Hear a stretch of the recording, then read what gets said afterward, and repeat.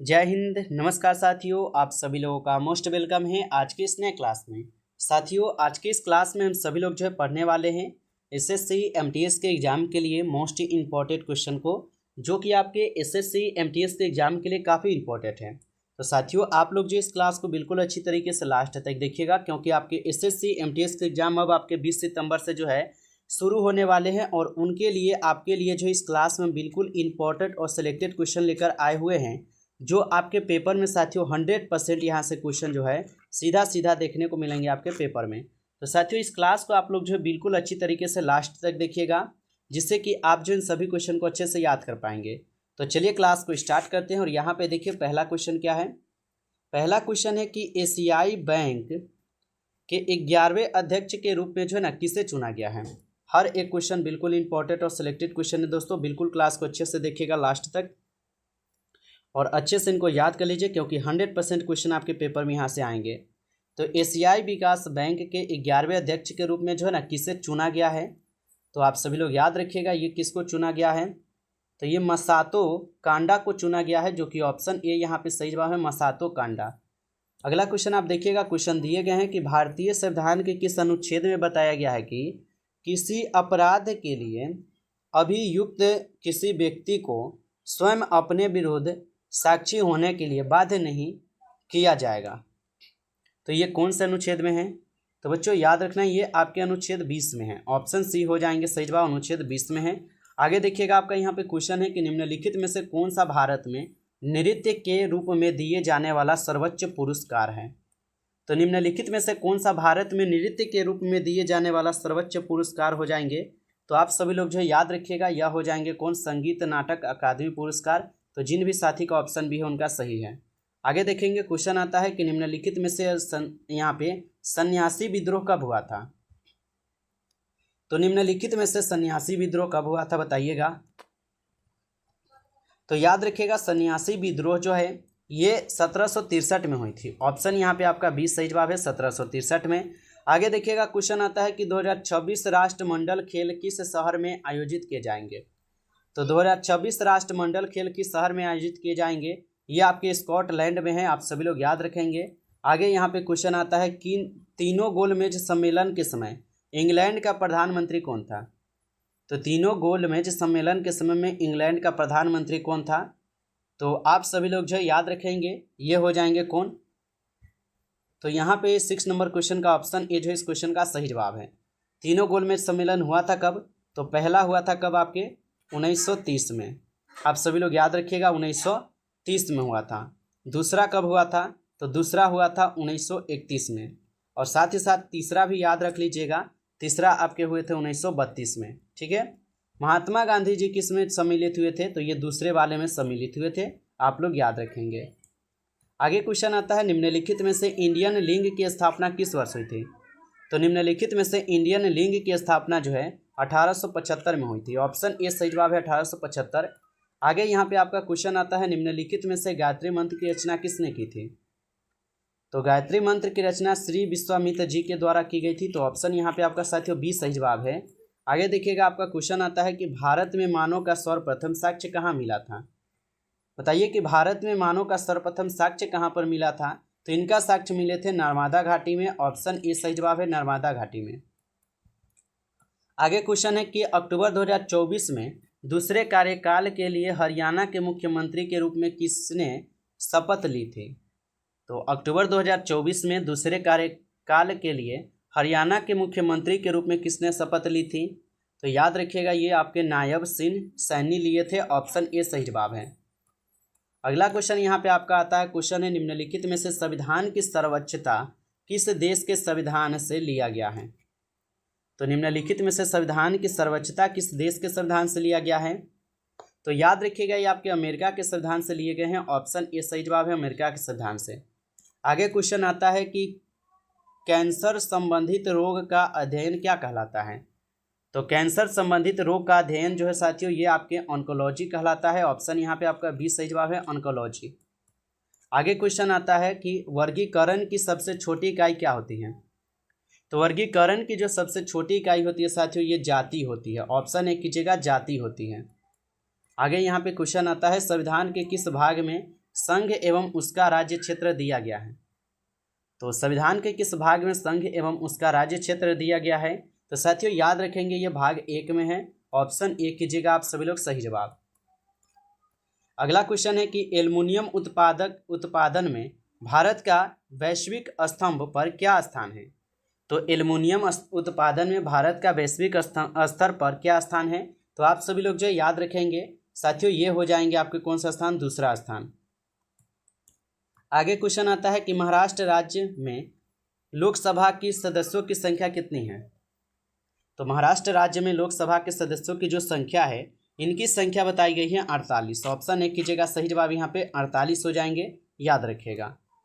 चलिए आगे देखिएगा, आपका यहाँ पे क्वेश्चन आता है निम्नलिखित में से गुवाहाटी उच्च न्यायालय की स्थापना वर्ष क्या है? बताइए कि निम्नलिखित में से गुवाहाटी उच्च न्यायालय की स्थापना वर्ष क्या है? तो इनका उच्च न्यायालय का स्थापना वर्ष हो जाएंगे आपके 1948, आप लोग याद रखेंगे।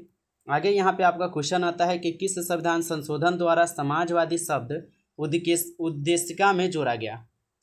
तो किस संविधान संशोधन के द्वारा समाजवादी शब्द जो है ये उद्देशिका में जोड़ा गया था? तो साथ ही याद रखेंगे 42वें संविधान में जोड़े गए थे। ऑप्शन बी सही जवाब है। हर एक क्वेश्चन दोस्तों VVI क्वेश्चन करा रहे हैं, जो क्वेश्चन आपके पेपर में आते हैं। क्वेश्चन है कि वर्तमान समय में भारतीय संविधान के अंतर्गत संपत्ति का अधिकार एक डैश है।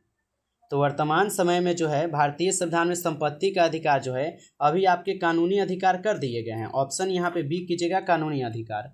आगे यहाँ पे क्वेश्चन है कि प्रधानमंत्री नरेंद्र मोदी जी ने बंजारा विरासत संग्रहालय का जो है उद्घाटन कहाँ पर किया था? तो प्रधानमंत्री नरेंद्र मोदी जी ने बंजारा विरासत संग्रहालय का जो उद्घाटन था ये कहाँ पर किए थे? तो ये किए थे महाराष्ट्र में, याद रखेंगे। आगे यहाँ पे आपका क्वेश्चन आता है कि एक समुद्री मील नॉटिकल मील कितने किलोमीटर के बराबर होता है? तो एक समुद्री मील नॉटिकल मील कितने किलोमीटर के बराबर है? 1.852 किलोमीटर के बराबर। आगे यहाँ पे क्वेश्चन है भारत की स्थलीय सीमा किस देश के साथ सबसे कम लगती है? बताइए कि भारत की स्थलीय सीमा किस देश के साथ सबसे कम लगती है? तो सबसे कम लगती है किसके साथ बता देंगे, तो ये अफगानिस्तान के साथ आप लोग लगाएंगे। ऑप्शन डी सही जवाब है, अफगानिस्तान के साथ।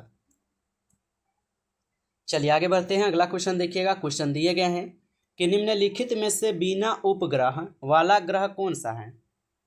तो निम्नलिखित में से बिना उपग्रह वाला ग्रह 2 है, जिसमें से पहला बुध है और उसके बाद शुक्र है। ये दोनों होना चाहिए, जो कि हम हालांकि हमको यहाँ पे दोनों दे देना चाहिए था, ठीक है, यहाँ पे हम दोनों दे देते हैं, ठीक है, ये दोनों हो जाएगा, याद रखिएगा आप लोग, दोनों होगा। आगे यहाँ पे क्वेश्चन है कि 2011 की जनगणना के अनुसार एकमात्र राज्य जहाँ जनसंख्या घटी है। बताइए, ये पिछले क्लास में हुआ था कि 2011 की जनगणना के अनुसार एकमात्र राज्य का जनसंख्या घटा है, कौन सा राज्य है? तो नागालैंड पढ़ाए थे। जो भी साथी पिछले क्लास को देखे होंगे उनको पता भी होगा। चलिए आगे देखिएगा, क्वेश्चन है अकबर द्वारा मनसबदारी प्रथा का आरंभ कब हुआ था? तो अकबर द्वारा मनसबदारी प्रथा का जो आरंभ हुआ था साथियों, ये आपके 1571 को हुए थे। ऑप्शन ए कीजिएगा सही जवाब। आगे यहाँ पे क्वेश्चन आता है कि निम्नलिखित में से किसे स्वर्ण मंदिर का शहर कहा जाता है? निम्नलिखित में से किसे जो है यहाँ पे किसे हो जाएगा, स्वर्ण मंदिर का शहर कहा जाता है साथियों। तो याद रखिएगा ये आपके अमृतसर को बोला जाता है। ऑप्शन ए सही जवाब है, अमृतसर। अगला क्वेश्चन आता है यहाँ पे एशिया का नोबेल पुरस्कार किसे कहा जाता है? तो एशिया का नोबेल पुरस्कार साथियों किसे कहते हैं? ये हम लोग कहते हैं किसको? रेमन मैग्सेस पुरस्कार को। ऑप्शन सी सही जवाब है। आगे क्वेश्चन है कि भारत के परमाणु ऊर्जा आयोग की स्थापना कब हुई थी? तो भारत के परमाणु ऊर्जा आयोग की स्थापना कब हुई थी? तो इनकी स्थापना याद रखिएगा 3 अगस्त 1948 को हुई थी। ऑप्शन सी सही जवाब है। अगला क्वेश्चन यहाँ पे आता है कि आईने-ए-अकबरी पुस्तक के लेखक कौन है? तो आईने-ए-अकबरी पुस्तक के जो लेखक है ये अबुल फजल है साथियों। ऑप्शन सी सही जवाब होगा, अबुल फजल। अगला क्वेश्चन आता है कि पूर्ण रूप से भारत देश का पहला बैंक 1894 में स्थापित कौन सा हुआ था?